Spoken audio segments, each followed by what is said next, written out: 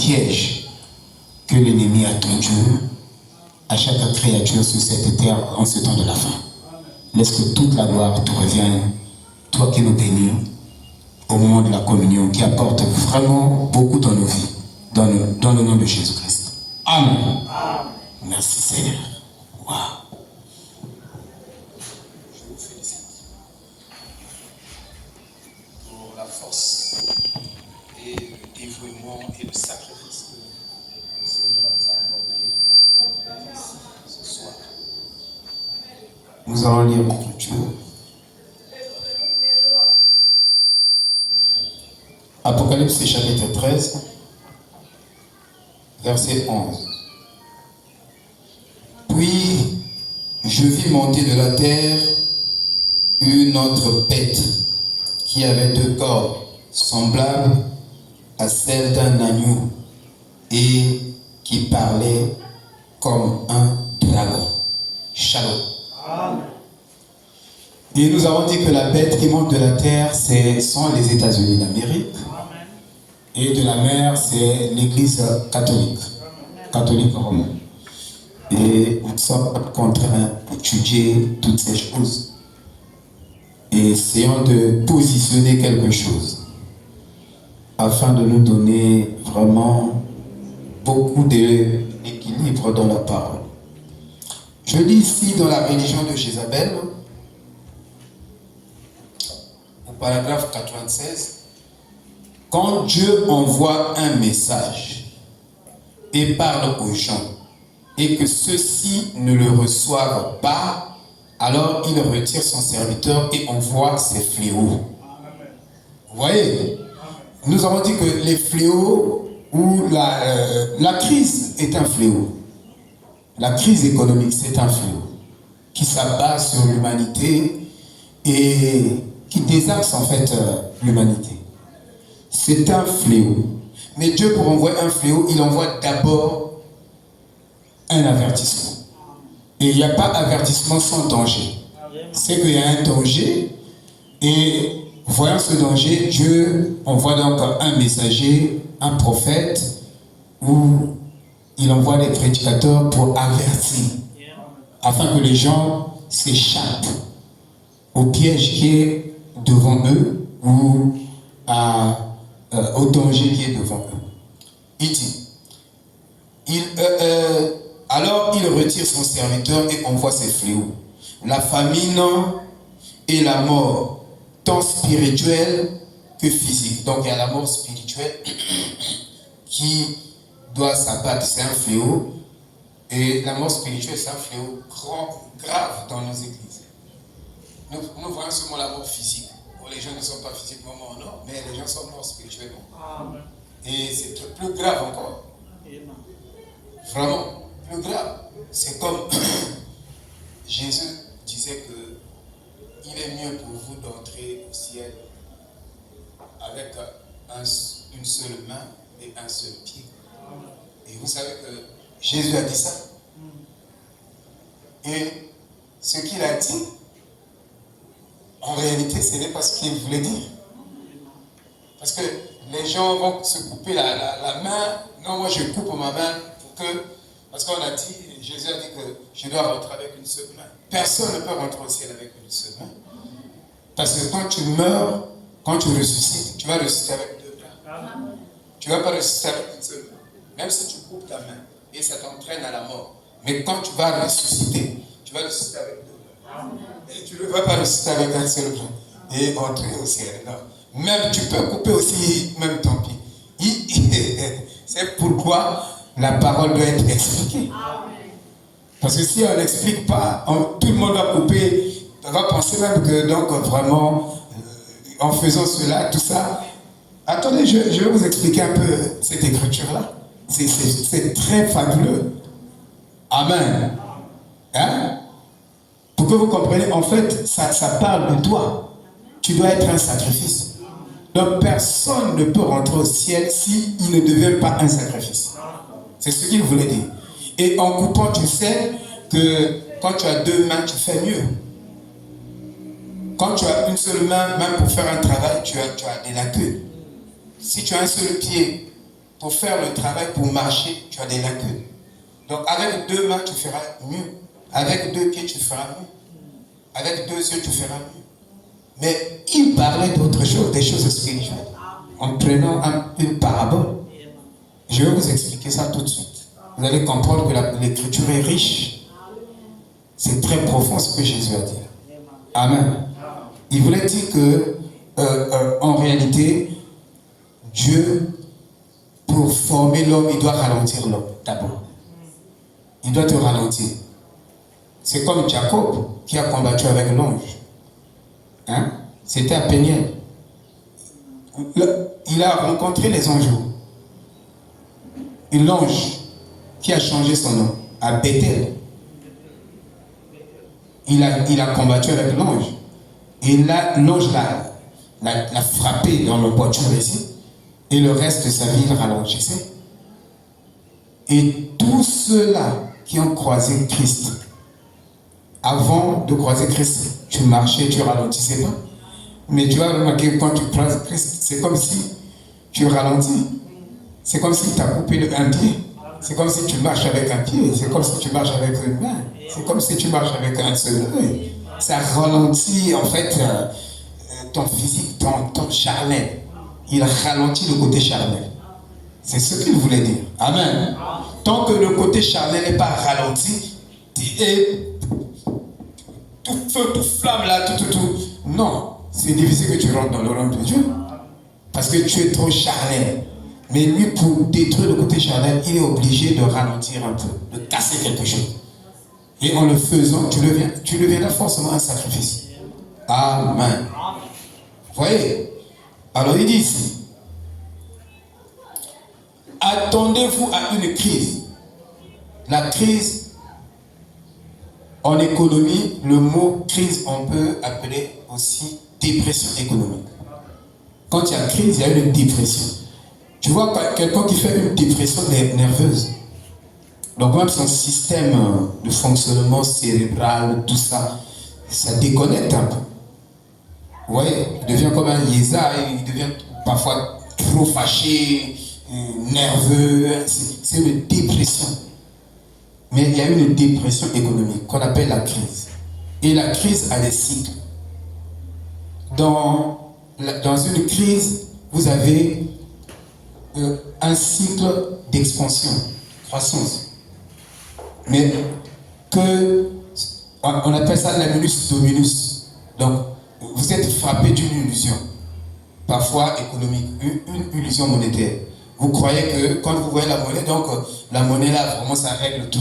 Mais vous n'avez pas fait des calculs. Quand on fait des calculs, vous allez vous rendre compte que, en fait, la monnaie là ne peut pas liquider la crise, ne peut pas liquider les choses.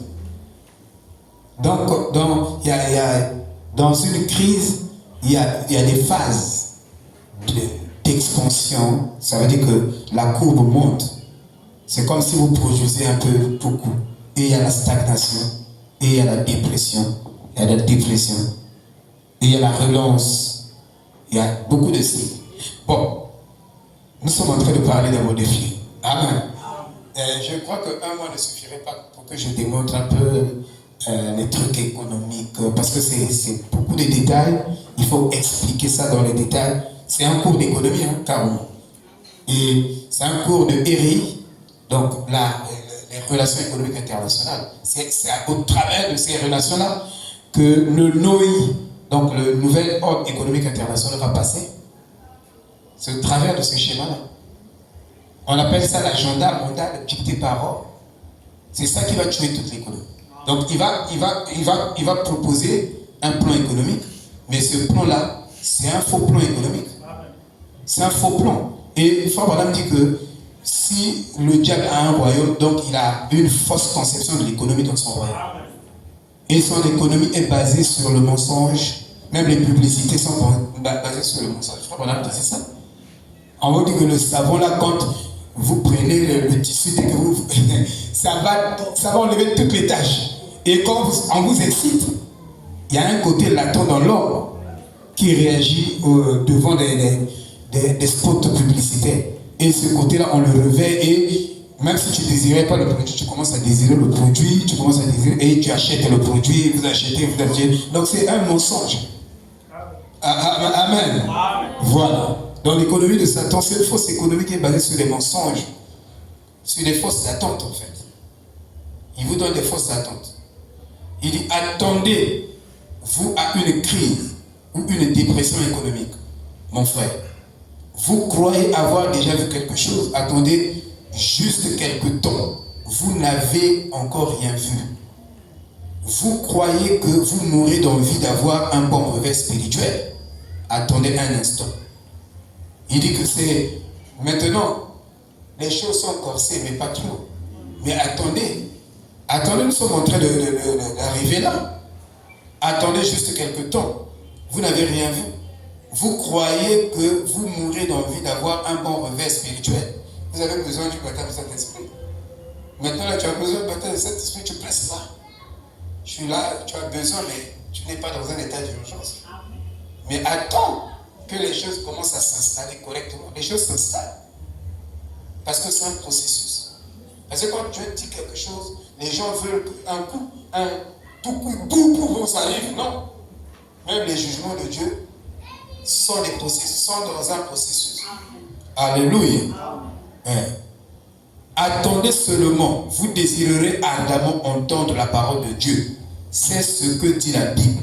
Il y aura une famine dans les derniers jours, a dit le prophète. Pas seulement une famine de pain, ni une soif d'eau, mais d'entendre la vraie parole de Dieu. Parce que la vraie parole de Dieu, c'est elle qui nous délivre.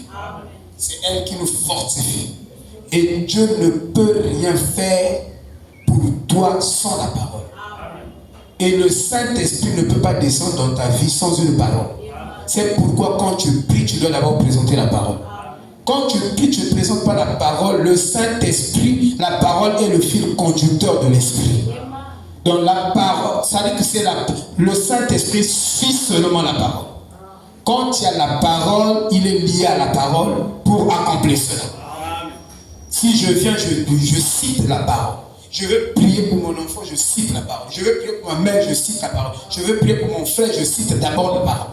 Je cite la parole parce que le Saint-Esprit va suivre cette parole. Quand il n'y a pas la parole, le Saint-Esprit ne peut pas agir. Voilà. Voyez-vous? Il dit, mais cette voix sera cachée quelque part dans le désert et ne se fera plus entendre. Il donna l'ordre aux corbeaux, ses serviteurs. Bénis soient ces oiseaux, ses serviteurs, qui avaient gardé la voix d'Élie vivante. Et ces oiseaux-là, c'était des corbeaux. Et ce sont les corbeaux. Les corbeaux sont des serviteurs de Dieu, quelque part, dans un contexte. Dans le fait où un corbeau a la capacité de répéter ta voix sans le déformer. C'est pourquoi ces oiseaux, bénis soient ces oiseaux-là. Les oiseaux-là, c'est des corbeaux. Ces serviteurs qui avaient gardé la voix d'Élie vivante. Nous devons garder la voix d'Élie vivante. Élie, ce n'est pas l'homme. Élie, c'est l'esprit de Christ. Alléluia. Il dit d'Élie vivante pendant le temps de son isolement loin de l'église. Donc, pendant qu'il est isolé de l'église, mais il y a des gens qui pensent qu'il a voulu, donc Frère Branham a voulu parler d'une crise spirituelle. Non, je peux comprendre pourquoi il pense comme ça, mais comme on verra dans les Écritures et par d'autres Écritures que Frère Branham dit ici, si vous lisez dans Daniel chapitre 8, verset 23, il est dit qu'il y aura un roi impudent. Le roi là, c'est le prince, nous avons étudié, le prince de l'alliance. Le prince de l'alliance, une présence puissante. Et lui, il va faire un pacte. Il va faire un pacte avec les Juifs. Or, les Juifs ont des billets, ont le papier. Il y a l'argent sous forme papier. Il y a l'argent sous forme des métaux. On appelle l'argent structural et fiduciaire. Mais aujourd'hui, il y a l'argent sous forme électronique. Vous savez ça, non? Amen. L'argent sous forme électronique. Et le système de l'économie occidentale est tellement développé qu'on n'a pas besoin de se promener avec l'argent dans la poche. Tu as ta carte électronique, donc là où tu te trouves, tu mets dans le guichet, pouf, automatique, l'argent sort. C'est ça, non? C'est comme ça qu'eux, ils fonctionnent, l'économie. Au lieu de trimballer avec 500 000 dans la poche, mais tout est dans la carte. Vous voyez? Donc, les choses évoluent. Mais la parole n'évolue pas. La parole est toujours vraie. Et Frère Branham dit qu'il y aura une crise économique sur une échelle que le monde n'a jamais vue auparavant. Donc, une crise qui va ça ne va pas s'arrêter seulement en Occident, la crise. Ça va toucher les pays en voie de développement, les pays développés, les nouveaux pays industrialisés, tout ça. Ça va toucher le globe terrestre. Et ça va désaxer l'économie entière. Et Frère Branham dit que si Satan a un royaume, il a une force économique.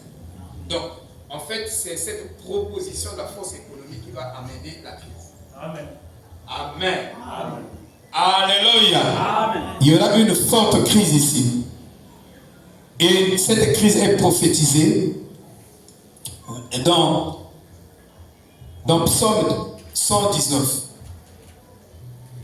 Psaume 119, David en parle.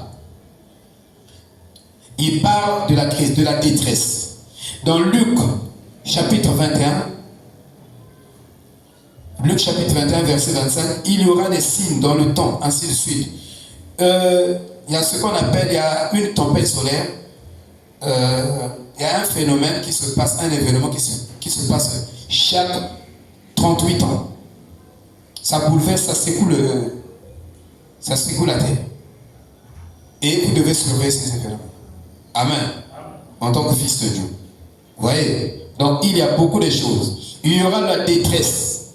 On parle de la détresse des nations. La détresse économique. Le mot détresse veut dire un rétrécissement, une contrainte, une pression. Il y aura une pression économique. Il y aura une pression. Tenir avec contrainte, presser de chaque côté, forcer un bateau dans un canal étroit, ou le forcement d'un animal dans une place, où il ne peut pas se déplacer de telle sorte que le fermier puisse administrer le médicament. Forcer, il y aura un forcing, il y aura des contraintes imposées sur les gens. Voyez, ça va provoquer l'angoisse, la détresse chez les nations. C'est déjà prophétisé, on ne peut pas lutter contre ça. Tu peux prier, jeûner, aller sur la montagne, 80 jours de jeûne. Il y aura une détresse. Amen. Alléluia. Amen. Tu ne vas pas empêcher la prophétie. Ça, je te dis déjà. Alors, dans Hébreux chapitre 3. Hébreux chapitre 3. Frère Branham a prêché. Le 1er, 9e mois 1957. Paragraphe 4, Frère Branham disait, et la prochaine chose pour cette nation, c'est le jugement. Et elle le subira. Cela peut venir par une crise. Donc parfois, même dans votre maison, vous subissez aussi des crises. Il y a des temps où, parfois tu sens que, il y a la galère qui est rentrée dans la maison. C'est que vous avez mis Jésus dehors. De votre maison. Amen. Amen. Vous avez mis Jésus dehors. Et quand vous le mettez dehors, vous subissez la crise. Il y a des maladies. Il y a des ceci. Normalement, quand Jésus est là, vous avez un millénium de bonne santé. Amen. Vous pouvez vivre 2 ans, 3 ans. En tout cas, même si les enfants tombent malades, mais c'est comme si les enfants n'ont pas tombé malades. Une simple prière, un petit médicament, tout va bien. Alléluia. C'est ça la vérité. Donc il y a des jugements qui arrivent, des fléaux. qui frappe même des maisons, même des personnes. Hein? Et cela peut venir sous forme par une crise. Cela peut venir par une bombe atomique. Cela peut venir par une grande plaie, une maladie ou quelque chose de pareil. Mais elle est prête. C'est en route. Des milliers de fois, des milliers tomberont. Voyez-vous? Aujourd'hui, cette écriture est accomplie. Au paragraphe 131, il dit je vais commencer ça au début. Au paragraphe 132. Mais elle est maintenant en pourrissement, en dislocation, tremblement et écroulement.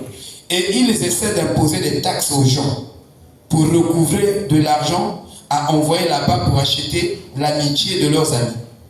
L'amitié ne s'achète pas. L'amour ne se force pas. Quand tu aimes quelqu'un, si quelqu'un ne t'aime pas, ne force pas. Qui veut dire amen? Tu ne peux pas aller forcer l'amour.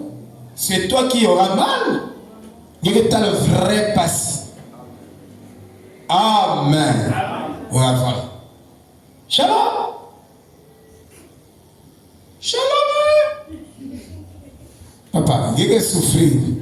Ne force pas. Tu dis shalom, c'est la personne. Tu passes. Amen. Tu as fait ton temps. Une fois, deux fois, trois fois. Tu le laisses tranquille. Prie pour lui. Prie seulement pour lui. Ne te casse pas les pieds. Sinon, tu vas te casser les pieds. Il y a même l'attention. Pourquoi ça le regarde? Il n'y a pas de pain. Pourquoi ça le regarde? Il n'y a pas de pain.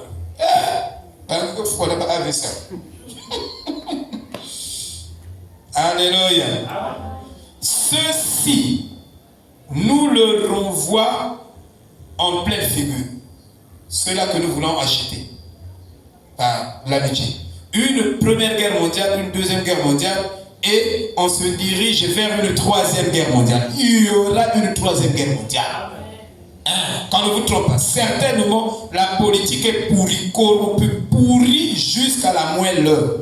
C'est ici que je voulais lire maintenant. Témoignage. Au paragraphe 1, à la page 20, au paragraphe 11. J'essaie de vous dire hier soir, le monde arrive à un point où il s'effondre politiquement, socialement et économiquement. Vous dites économie, vous dites économie, beaucoup plus d'argent. Oui, mais d'où est-ce que cela provient? On nous emprunte l'argent sur des impôts qui seront payés dans 40 ans à compter d'aujourd'hui. Donc, à compter d'aujourd'hui, nous sommes en 1963. On nous emprunte. Elle est fauchée, elle est ruinée. La nation, non seulement cette nation, mais toutes les nations sont ruinées. Et il n'y a aucune façon de récupérer ça encore. Et c'est exactement un piège tendu pour basculer cette nation dans quelque chose. Et vous tous, vous êtes sages là-dessus. Bien. Qui va avoir la richesse du monde? Qui la détient? Quelqu'un dit Rome. Donc Rome va comploter pour retirer. Ça fait longtemps, Rome est là, dans cette histoire, en train de retirer dans la circulation monétaire pour se placer dans une position d'hégémonie. On appelle ça le leadership économique mondial. Donc c'est lui qui sera la banque mondiale. Rome. C'est lui qui sera la banque des nations. C'est lui qui doit financer, parrainer les économies mondiales.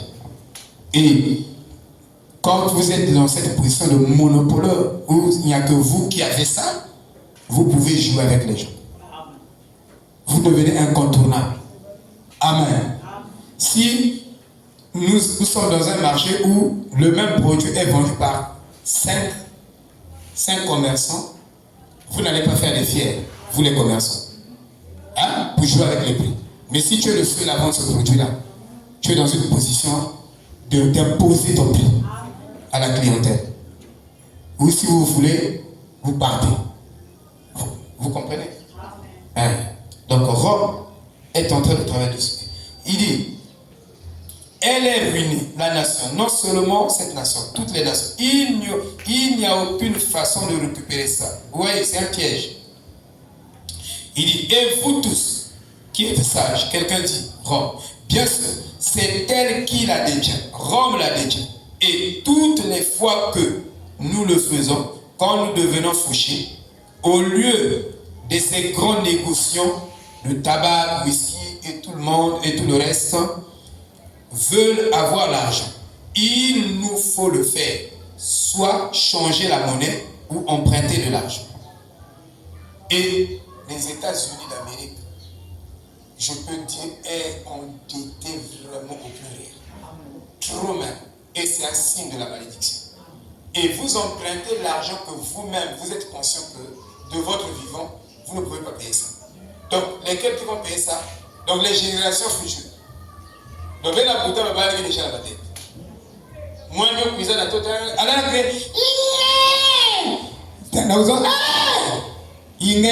vraiment, j'ai beaucoup de dettes. Mais c'est pas toi qui as prêté ça. Et ils disent qu'ils font ça pour réguler l'économie, pour régulariser l'économie, pour avoir une croissance, pour bénir les générations futures. Non. Vous prenez des décisions sans tenir compte des conséquences. Tu peux prendre des décisions ici. Je suis pasteur de l'église, mais je ne peux pas décider n'importe comment. Parce que je peux prendre des décisions pour cette congrégation. Ça peut vous mettre en difficulté après moi. Je peux mourir. Ou Dieu peut me retirer ou comment. Mais je vous laisse en difficulté. Amen. Donc je fais des pactes sans réfléchir, sans tenir compte des générations. Ça ne marchera pas. Mais ce qui m'effraie, c'est de savoir que vraiment beaucoup ne sont pas préparés pour l'heure à laquelle nous faisons face. Amen. Beaucoup ne sont pas préparés. Oui. Vous avez entendu l'histoire au sujet des montagnes en descendant comme tout. Il dit, mais cela consiste en une forme spirituelle de regarder les choses et voir les choses se mouvoir et prévenir les gens sur les choses. Il parlait de son don. Et je suis simplement fait comme ça. Je ne peux pas m'empêcher d'être ça. De même que vous ne pouvez pas changer votre constitution. J'observe chaque petit mouvement et chaque objectif, chaque motif, parce que tout est gouverné par un esprit. Cette église a été mise ici pour un but. Il y a un esprit derrière cette église. Certainement. Il y a un esprit derrière votre maison, derrière votre bâtiment, derrière chaque chose. Il y a un esprit, un motif ou un objectif. Si cette église vient ici pour exalter grandement un système humain ou quelque chose, alors ses motifs ne sont pas justes. Mais si elle est mise ici pour essayer d'accomplir quelque chose pour le royaume de Dieu, alors le motif et l'objectif, tous les deux sont justes. Vous voyez, si les motifs sont dirigés comme cela, alors nous sommes bénis. Et il dit, c'est ce dont nous avons besoin nous-mêmes. Nous avons besoin d'être observateurs de ce qui se passe. Être capable de dire quel est l'esprit motive les gens. Maintenant, nous savons que les États-Unis sont sous la malédiction, tout comme le reste du monde. Quand Frère Branham, vous voyez, a jeté l'Europe en l'air, il a dit que les jugements sont maintenant sur la terre. Et je vous dis que c'est le prophète qui amène des jugements. Les jugements sont maintenant sur la terre. C'est Deutéronome 28. Les bénédictions et les malédictions que nous avons vues concernant l'économie il y a une semaine, cela doit se passer comme ça. Mais vous êtes déjà... êtes-vous déjà arrêté pour penser un moment comment il se fait que les nations du monde entier sont maintenant des pays endettés? Pourquoi toutes les nations se trouvent verrouillées dans les dettes? Et qui sont-ils à qui sont-ils endettés? C'est ça la question. Vous voyez? Les Juifs détiennent le papier. Mais le papier devient sans valeur. Mais qui détient l'or? C'est ça la clé. Et la clé, c'est Rome qui détient l'or. Quand vous avez une monnaie papier, la monnaie papier, la valeur de la monnaie papier s'effrite vite par rapport à la monnaie métal, donc les métaux. Vous comprenez? Le papier, à un certain moment, tu confonds même les papiers avec le papier là. Il y a pas Kayangi, il est conforme, 10 000, il est l'os. Amen. Après, tu te rends compte, mais comme il l'a, parce que l'os même bien gagné la prière. Vous tenez depuis. Amen. Parce que dès l'aube de la création de l'homme, Dieu a associé le corps de l'homme avec les métaux. Si vous voyez, dans votre corps, il y a 16 éléments. La science a découvert ça. Il y a même le fluor, il y a le fer, il y a beaucoup de trucs. Et finalement, on se rend compte que l'argent métal a vraiment plus de valeur.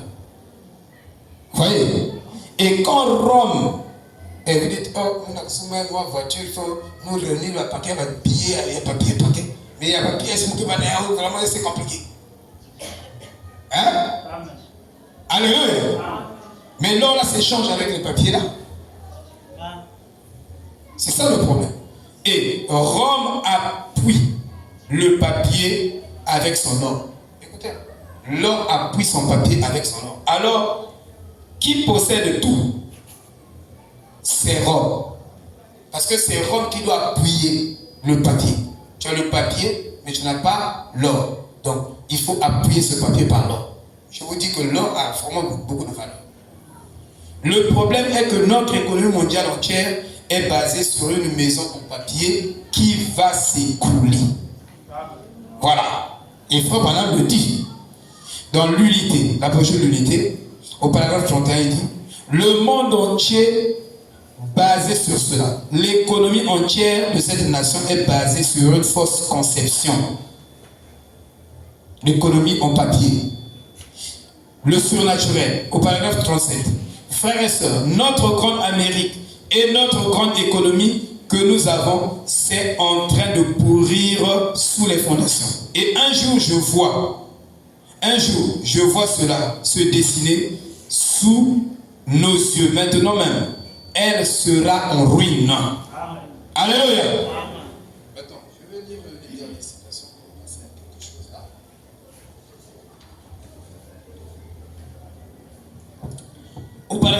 Au paragraphe 300. Ah non, il faut que je lise ici. 349. Et après que l'Église aurait été enlevée, Rome et les Juifs vont faire une alliance l'un avec l'autre. Vous voyez, non? Et vous devez comprendre la prophétie. Donc, si vous pensez que ça se passe maintenant, oubliez ça. Donc, ce n'est pas maintenant que Rome fait une alliance avec les Juifs. Non. Ça ne se passe pas maintenant. C'est après l'enlèvement.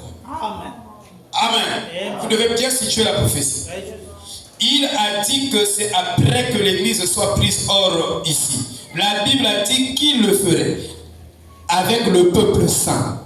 Et maintenant, remarquez, ils vont la faire parce que quoi? Notre pays court à la faillite. Et le reste du monde qui base son économie sur les talents or est tout aussi fauché.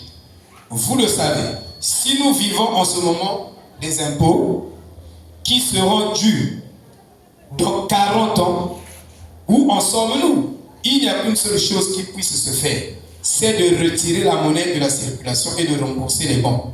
Amen. Frère Branham, c'est un économiste. Amen. Là, il donne sa théorie économique, sa stratégie. Alléluia. De retirer les bons. Et ça, il dit, nous ne pouvons pas le faire.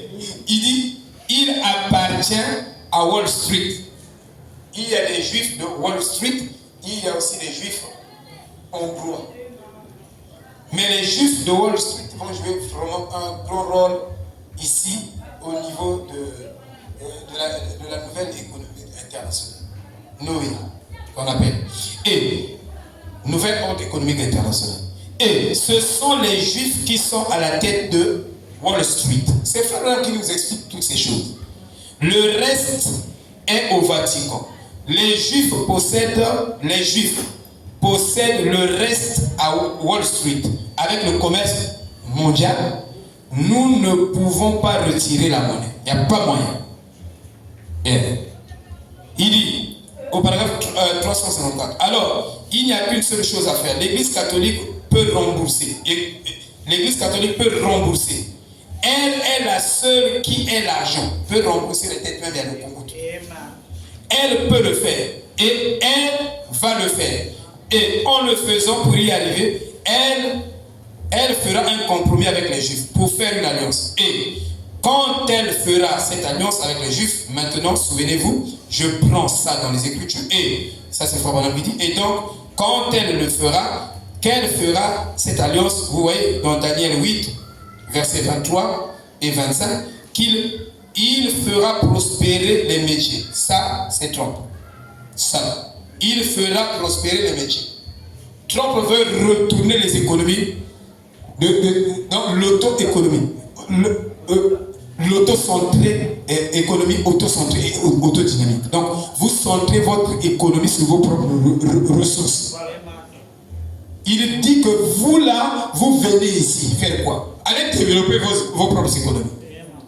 Alléluia. Vous fouillez ici. Mettons, qui va développer les économies là? Il dit, et les métiers, et ce sont les industries, les métiers, dans sa main. Alors, il fait cette alliance avec les Juifs. Et au milieu de ce 3 ans et demi qui est parlé dans Daniel. Daniel parle de ces 3 ans et demi dont parle Frère Branham ici. Mais je vois qu'il parle de Daniel 12, qui dit il y aura un temps, des temps. Il dit il y aura un temps, des temps, de temps. Vous comprenez, non? Et si vous calculez ça, prophétiquement, ça fait 3 ans et demi. Amen. Vous comprenez? Waouh! Il rend son alliance aussitôt que tout est réglé, qu'il a immobilisé l'argent des Juifs. Donc il veut voler dès qu'il a fini, il atteint son objectif, rond. Dans la brochure La Vie, paragraphe 26. Vous voyez, si Satan a un royaume, il doit avoir une force économique. Il doit avoir quelque chose qu'il peut leur présenter pour leur faire penser qu'ils vivent. Mais c'est absolument à l'envers. C'est la mort sous la forme de vie. Et même aujourd'hui, toutes les dénominations présentent aux fidèles quelque chose qui leur fait vivre le christianisme. Mais c'est une fausse conception du christianisme. Vous comprenez? Ça ne rapproche pas les gens de Dieu en fait. Ça les distance de Dieu. On vient à l'église pour devenir meilleur, mais on devient mauvais.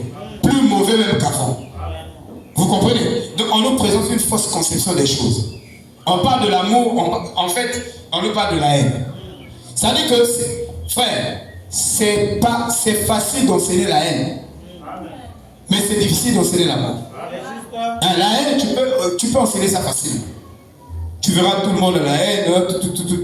Mais avoir l'amour, c'est vraiment il y a quelque chose qui passe. Il y a quelque chose de compliqué. L'amour. Amen.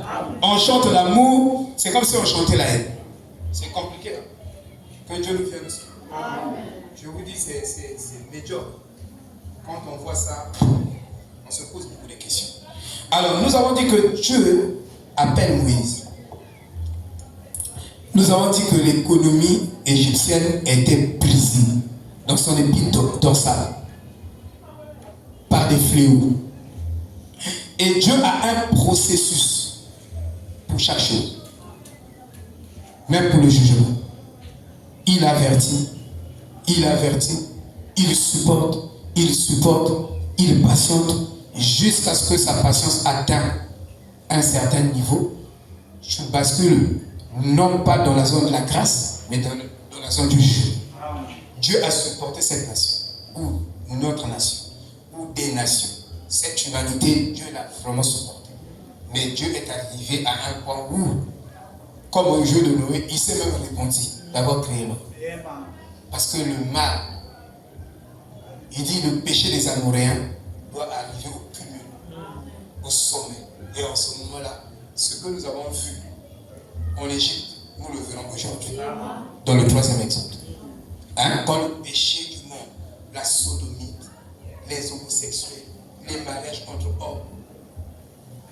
Ça, c'est des saletés qui va amener. Donc, on appelle ça des saletés. Frère Branham dit qu'il y a la saleté partout. Il dit même en Amérique, cette même saleté se trouve dans chaque nation. Comment une femme va épouser une femme. Moi, j'ai le film là. Je suis curieux. Vous n'êtes pas curieux, on dirait. Je ne sais pas si vous êtes curieux. Vous voyez aussi ici parfois les films.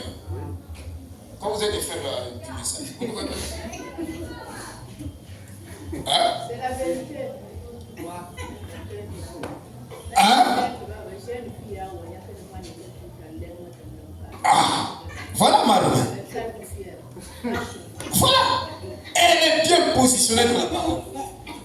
Hein? Elle a des racines dans la parole. Elle sait. Ma Romaine te prêche la parole. Amen. Elle te discipline. Elle te place sur le rêve. Amen. Amen. C'est compliqué. Hein? J'ai un film. C'est une jeune fille qui se marie avec sa collègue. Et son papa dit que non, ça ne se fait jamais dans notre famille, jamais cette histoire. Il dit non, non. Il dit, je ne suis pas né dans votre famille pour suivre vos lois là. Moi, je dois me marier avec. On a célébré une femme avec une femme. On appelle ça lesbienne. Les hommes avec les hommes, les homosexuels. Il y a des gens, même le message, qui sont homosexuels. Même les frères homosexuels. Ils se sont mariés avec des hommes. Lui, il préfère passer 5 heures en train de communier avec les hommes que de passer 5 heures avec sa femme. Il y a un temps qui est gênant. Tu es un homosexuel. Dès que le travail finit, au lieu de quitter la maison et de venir d'abord voir son chéri, sa femme, non, il passe chez le bien-aimé. C'est un homosexuel. Il faut leur dire que notre pasteur a dit, il nous a prêché l'homosexualité. Vous êtes des homosexuels. Il ne peut pas faire 15 minutes avec sa femme. 15 minutes, c'est trop. Il y a trouvé déjà caca, quoi. Caca. Il doit passer ici, à gauche. Il tue le temps. Il sait que il y a déjà homosexuel. Amen. Alléluia. Je vous dis la vérité. On ne se marie pas pour laisser sa femme se débrouiller seule là-bas.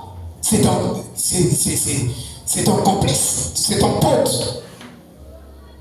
Moi, je reste avec ma femme toute la journée. Imaginez-vous que parce qu'elle est dans mon salaire. Dans le monde. C'est avec si vous avec elle, vous la fatigué. Si vous l'avez, nous la fatigué. Mais elle va pas. Même moi, quelques heures, tu sors. Frère Moussi sort à 5h, 6h. Il va au boulot. Quand il rentre, mets le peu de temps là. Prends le temps avec ta femme. Cause avec ta femme. Discuter des projets. Prenez les enfants. Parler des projets avec les enfants et tout. Mais toi seulement les frères. Oh, je suis passé chez le frère. Oh chérie, tu sais, je suis venu en retard, je suis passé. Oh, vraiment, il y a eu une communion fraternelle là-bas. Vraiment, on a communion homosexuelle. Amen. Amen. C'est la vérité. Oh là là. Donc, nous avons vu que quand Dieu, pour affaiblir l'Égypte, il envoie des fléaux. Mais à chaque fléau, il y a une pause. À chaque fléau, il y a une pause. Et c'est cette pause-là qui endurcit. Qui endurcissait le cœur de Pharaon. Vous voyez, je vais dire ceci. C'est une très bonne chose ici. Hein? Vraiment, il y a des très bonnes choses. La parole est jolie. Aimez-vous la parole aussi? Amen. J'aime la parole. Donc, comment se passe l'endurcissement? Il est dit, Exode chapitre 7, 22.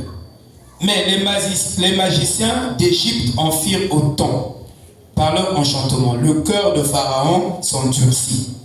Lui dit, moi aussi j'ai la puissance. Tout. Hein? Moïse, tu as lâché le bâton, c'est devenu le serpent. Moi j'ai lâché, mes magiciens ont lâché aussi 4 bâtons, c'est devenu le serpent. Mais à la fin, c'est que le serpent de Moïse a avalé les serpents. Amen. Amen. Donc, le diable aussi fait des miracles. Amen. Le diable aussi fait des miracles. Il ne guérit personne. C'est Dieu qui guérit. Amen. Dieu, pour te guérir, il voit le niveau de ta foi. Il sait que celui-là aime un peu les grimaces. C'est pourquoi, quand je viens, parfois Dieu peut me donner même la transe.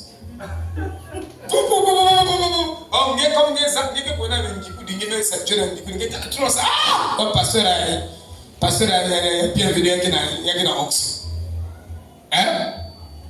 Pasteur à Romain à Ox. Mais t'as la laine toute quoi? Elle va se prophétiser. Tu vois? Donc les gens sont accros à ça. Vous voyez? Et quand je veux commencer à prier, à leur dire des choses, ils vont commencer à accepter. Et Dieu, traitant avec le niveau de leur foi, Dieu leur donne la chose. Amen.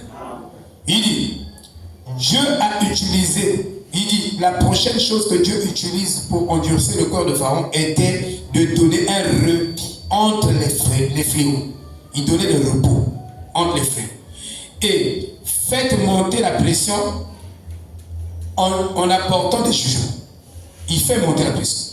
Laissant les choses se calmer pendant une longue période où aucun fléau n'a eu lieu.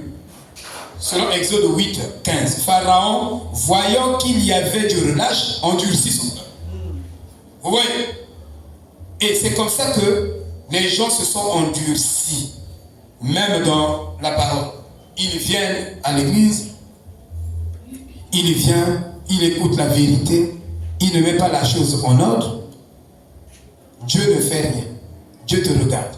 Mais Dieu t'a parlé, mais tu n'as pas mis la chose en ordre. Frère Branham dit que quand Dieu te parle et tu n'obéis pas à la voix de Dieu, Dieu, le premier jugement, il te regarde, fait, il te laisse. Donc tu auras des complications dans ta vie. Dieu ne t'interviendra pas. Parce que tu as désobéi. Et chaque fois que Frère Branham désobéissait, Dieu l'abandonnait. Ne pensez pas parce qu'il était prophète. Donc, sa vie était une vie sur les roulettes. Non, il devait être dans la discipline du Saint-Esprit. Et nous pensons que quand le Saint-Esprit nous conduit, il n'y a pas une discipline. On peut vivre n'importe comment, on fait n'importe comment, et puis tout va rouler sur les rails. Non, vérifie toujours ta vie. Examine-toi. Parfois, tu as faussé quelque part. Dieu t'appelle à se repentir, à régler cette chose-là, à mettre ça en ordre. Mais tu ne veux pas. Et tu veux que Dieu, qu'il fasse ce que toi tu désires. Il n'est pas un garçon de course. Hein? Ce n'est pas une patte de lapin pour jouer avec lui et pour le manipuler comme tu veux. On ne peut pas manipuler Dieu. Si tu manipules Dieu, Dieu n'est plus Dieu. Alléluia. Oh, que Dieu nous vienne nous secourir, frère. Vous voyez? Et il est important pour nous de comprendre, la plupart des gens vivent aujourd'hui dans leur esprit, dans un état d'urgence produit par les films, les médias, les appareils électroniques, tels que les téléphones portatifs, etc. Et en visionnant des films qui durent 2 à 3 heures maximum, ils ont à l'esprit des fléaux qui se succèdent sans interrompre. Amen. Et Frère Branham dit donc, et tu ne le sais pas, il dit que il y aura un temps où les gens vont commencer à voir des criquets, des sauterelles revenir dans leur esprit pour envoûter l'esprit. C'est comme si ton esprit envoûtait chaque 15 secondes. Tu sens comme une présence, mais c'est des choses que tu as encaissées dans ton subconscient. Tu as enregistré ça longtemps. Et ce n'est même pas bon de regarder 4 films le même jour. Tu regardes le film là, le film là, le film là, ça dépend des films, mais il n'y a pas des films trop propres aussi. Parce que moi, quand je regarde même un film, dès que je finis, je sens un vide. C'est comme si je cherchais quelque chose d'autre. Je vous dis la vérité. Frère Branham a regardé le film de Cécile, de Moïse, 15 fois. Parce qu'il y a une distraction. Il y a, je voulais dire, la distraction. Il y a un terme un peu plus approprié que ça. Vous savez que tu seras spirituel. Tu vas dire que moi je vais vivre ma spiritualité. Donc chaque seconde, soit j'ai la Bible, soit j'écoute la bande, tu restes comme ça 24 heures, tu vas mourir. Ah oui. Déjà moi je te dis. Donc ce corps-là ne peut pas supporter cette intensité vibratoire. Où tu es là, je dois me consacrer. Et tu es là, tu lis la Bible, tu finis de lire la Bible, tu écoutes les chansons, tu veux même pas écouter, regarder même quelque chose. Et les fanatiques, les gens qui sont déraillés dans le message, qui ne comprennent même pas le message, ils ne savent pas qu'il y a un temps de relaxation. Même l'esprit doit se relaxer. Frère Branham dit que le repos guérit votre esprit. Il dit à un certain moment, il faut s'éloigner des gens et aller à la pêche, rester seul. Et ça guérit votre esprit. Il y a des moments où tu dois être seul. Il y a des moments où tu dois tranquilliser ton esprit. Mais tu es là toujours dans une intensité. Même Dieu, quand il a travaillé, il s'est reposé. Mais toi, donc comme tu es spirituel, moi je prêche, et je finis de prêcher, si je vais là-bas, je prêche. Frère Branham dit que beaucoup de prédicateurs sont devenus des fous à cause de ça. Il dit le problème c'est de tomber amoureux de Christ. Il va se révéler à vous par amour. Ce n'est pas en forçant les choses qu'on devient spirituel. La spiritualité, ce n'est pas un forcing. Alléluia. C'est ça la vérité, frère. Donc, les gens, il y a beaucoup de choses. Et la Bible dit que ces fléaux ont duré d'autres fléaux. Certains fléaux en Égypte duraient 3 jours. Tandis que d'autres duraient 7 jours. Et il y avait toujours un repos entre 2 fléaux. Vous voyez? Est-ce que vous voyez? Amen. Donc, le total des jours où il y a eu des frappes en Égypte par les fléaux, c'était à peu près 40 jours de fléaux. Et ainsi, Dieu a changé la poussière en boue. Puis, il les a fait disparaître. Il dit à Moïse, frappe. Il frappe le sol. Et les poux sortent. Ça, c'est nous sommes dans Exode 8, 19. Et les magiciens disent à Pharaon, c'est le doigt de Dieu. C'est le doigt de Dieu. Ça là, on ne peut pas aller. On ne peut pas changer le sable en poux. Donc, le diable est limité. Mais Dieu n'est pas limité. Alléluia. Voilà. Le cœur de Pharaon s'endurcit. Et il n'écouta point Moïse et Aaron, selon ce que l'Éternel dit. Et le Seigneur fait venir des essaims, des mouches. Puis, il les a fait disparaître. Et nous avons donc ici dans Exode 8, 32. Mais toujours le cœur de Pharaon s'endurcissait. Il dit, Dieu a envoyé un fléau qui a tué le bétail. Et puis, il y a eu une période de repos, toujours. Et ainsi de suite. Vous voyez? Là, nous sommes dans Exode 9, 7. Dieu a envoyé des furoncles sur tout le peuple. Pas de bibon. Regarde, les Égyptiens n'avaient pas de bibon. Pas de Moïse. Tous ces jours-ci, je suis le film de Moïse. Il vient devant Moïse. Moïse, regarde. Vraiment, le Dieu. Pharaon, regarde. Le Dieu de Moïse est en train de nous frapper. On va nous éliminer tous ici. Mais Pharaon dit, laissez-moi des bêtises. Ça, quel dit? Seul Pharaon est Dieu. Mais toi, tu es Dieu, tu n'arrives pas. Amen.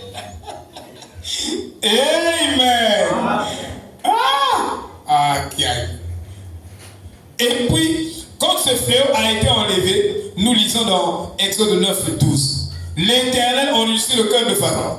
Oh, Pharaon n'écouta plus. Et puis Dieu envoyait des tempêtes de grêle détruire vous la tia, le lin et l'orge. Donc, moi, ma sang, moi, je suis là, je suis tchou. Moi, je suis là, hein? Il y a que des hommes qui sont nyanga na sulu. Mais si tu vois nyanga, batol ya nyanga ya. Mais malgré ça, Pharaon dit non, moi c'est pas là. Le riz, le blé, la culture, tout ça saboté. Exode 9, 34. Toujours endurci. Dieu envoie des sauterelles sur le pays pour dévorer le riz et le blé après qu'il soit prêt pour la récolte. Hey!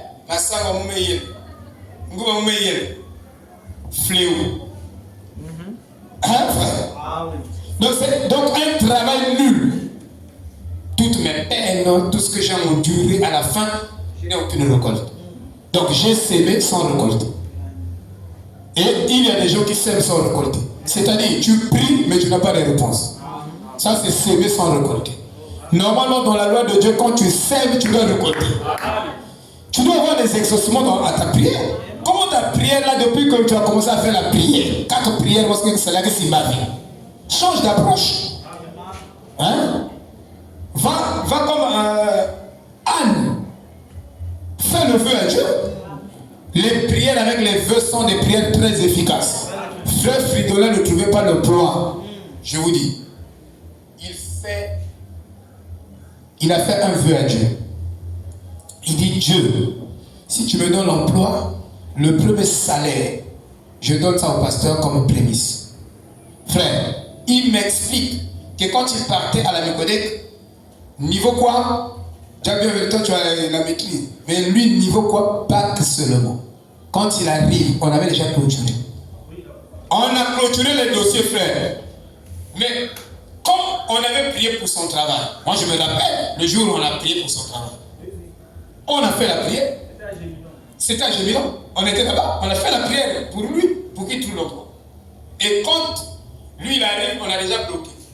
Nyangé arrive avec le dossier. Oh, on a clôturé déjà. Mais si on prie ici, même si on va clôturer pour nous, on va prendre ton dossier. Hein, c'est faux. On va prendre vos dossiers. Et quand il arrive, oh, on a déjà clôturé. Mais je suis arrivé, oh, on a clôturé à 15h, toi tu es arrivé à 17h. Il dit, mais non, j'ai fait d'abord le tracasserie, je veux. Bon, on donne seulement. Ça, c'est Dieu. Amen. Et quand on dit donne seulement, on prend test admin. Actuellement, il est directeur financier de la Mécodec à Brazzaville. Je ne sais pas s'il gouverne même le tout. Voilà. Directeur financier de la Mécodec. Il est sorti où? Dans la petite Bethléem. C'était pas dans une grande église comme ça, là, une petite église méprisée. On était très peu nombreux. Donc ici, toi aussi, on peut prier ici. Tu vas sortir un grand millionnaire. Vous comprenez, frère? Les bénédictions de Dieu, Dieu ne donne pas Dieu à ses enfants ici dans cette église. Oh là, que Dieu nous aide. Voyez, il dit, le Seigneur apporta les ténèbres sur le pays d'Égypte. Donc, vous êtes là, le jour comme ça là, pipe. Pipe même à 6 heures. Donc, ben à 10 heures, on a déjà pipe. Quand vous avancez 12 heures, pipe. Les ténèbres en plein Égypte, c'était des fléaux. Amen. Dieu frappait. Et ça là, ça affaiblit l'économie égyptienne. Ça a renversé son hégémonie. Après là-bas, ils n'étaient plus la puissance mondiale. Ils étaient affaiblis. Alléluia. Pas des fléaux. Oh là là. Oh, Dieu est bon. Il dit, Pharaon était alors presque brisé et dit à Moïse d'aller avec les enfants d'Israël et de partir et tout ça. Nous sommes au 10e plaie. Donc, frappologie. À minuit, tous les premiers-nés d'Égypte morts. Il y a les bons boum, il y a les côtés, la mort est là. Tu me te continues à ici à tout coup. Lorsque la mort est côté ici à tout coup. Alors que vous foulez à moi de foi. Amen. Oh là là. Ce Dieu de Moïse, on ne joue pas avec ce Dieu de Moïse. Oh là là. Un vrai Dieu. Donc la stratégie de Dieu pour endurcir le cœur. Dans l'histoire, vous voyez, Dieu, il fait quelque chose, il laisse un temps, et ce temps-là te fait oublier du surnaturel que tu as vécu, que tu as vu, et ça te fait basculer encore dans l'incrédulité. Il dit, il doit répéter ces processus. Et quand vous lisez dans le psaume 106, verset 1, vous lisez verset 1, 21, vous lisez tout le psaume jusqu'au verset 48, vous avez là le processus de l'endurcissement. Comment Dieu endurcit un cœur. Vous lisez aussi dans Jude chapitre, non, Jude n'a qu'un seul chapitre. Jude, verset 1 et verset 3. Vous lisez le verset 4, 5, 6, j'ai des commentaires jusqu'au verset 13 et 14. Et vous verrez comment Dieu endurcit le cœur des gens. Amen. Amen. Comment Dieu endurcit le cœur des gens. Maintenant, quand, il y a un petit exemple pour montrer comment Dieu, comment vous pouvez vous rendre compte que votre cœur est déjà endurci. Parce que tu dois diagnostiquer toi-même. Ne va pas juger le frère, oh non, son cœur est endurci, mais pour toi-même d'abord. Amen. Amen. Est-ce que pour toi, ton cœur n'est pas déjà endurci? Vous voyez, quand il dit, quand vous brûlez un feu rouge, pour la première fois, que vous brûlez le feu rouge, quelque chose en vous vous dit que vous aurez mieux fait de ne pas le brûler. Ah Et si tu sais faire mieux, et si tu ne fais pas mieux, tu pêches. Amen. Et Dieu va t'appeler en jugement. Amen. Si tu sais que, la Bible dit que si tu sais faire le bien, et tu en face d'une occasion où tu dois faire le bien, tu ne fais pas le bien, tu pêches. Amen. C'est que Balaam savait faire mieux, mais il n'a pas fait mieux. Dieu lui a dit, il dit, ne maudis pas ce peuple, c'est mon peuple à moi. Non, mais à cause d'argent, il maudit. Il veut maudire, quoi. Mais pendant qu'il ouvre la bouche, au lieu que la malédiction, mais il avait l'intention de maudire. Au lieu que la malédiction tombe sur Israël, c'est la bénédiction qui tombe sur Israël. Et si tu sais faire mieux, si tu sais brosser en croix, tu sais ça? Quand tu brosses les dents, si tu brosses comme ça, de façon horizontale, jusqu'à la fin, tu ne fais pas mieux. Amen. Si tu brosses les dents, tu dois brosser les dents en croix. Amen. Tu dois créer la croix pendant que tu brosses les dents. Tu sais ça? Tu fais tchac, tchac, tchac, tchac, tchac, tchac, tchac, tchac. Tu es en train de former 2 lignes pendant que tu te brosses. Ah oui. Vrai ou faux? Donc, il y a des saletés qui sont ici, tu l'enlèves. Il y a des saletés qui sont comme ça, tu l'enlèves.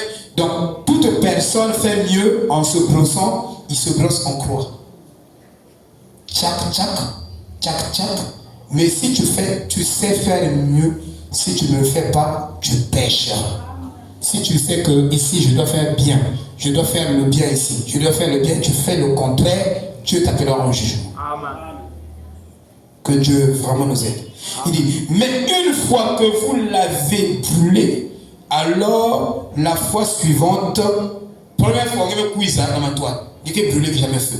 Il dit, ah, vous pouvez brûler par combien? Que trop pressé. Tu brûles, tu es passé. Frère Branham dit à Billy Paul, il dit Billy. Ici, on a écrit 60 heures. Donc, dans la zone, il faut rouler à 60 heures. Et toi, tu roules à 120. Il dit, tu as péché. Ouais. Mais nous sommes dans le message. La Bible, il faut t'appliquer quelqu'un aussi. Alléluia. Et t'as le frère qui n'a pas l'entendre. Oh non, je suis pressé, Dieu va comprendre. Dieu ne comprend rien. Si tu ne respectes pas les autorités, tu ne peux pas respecter Dieu. Amen. Tu n'as pas la crainte de Dieu, c'est tout.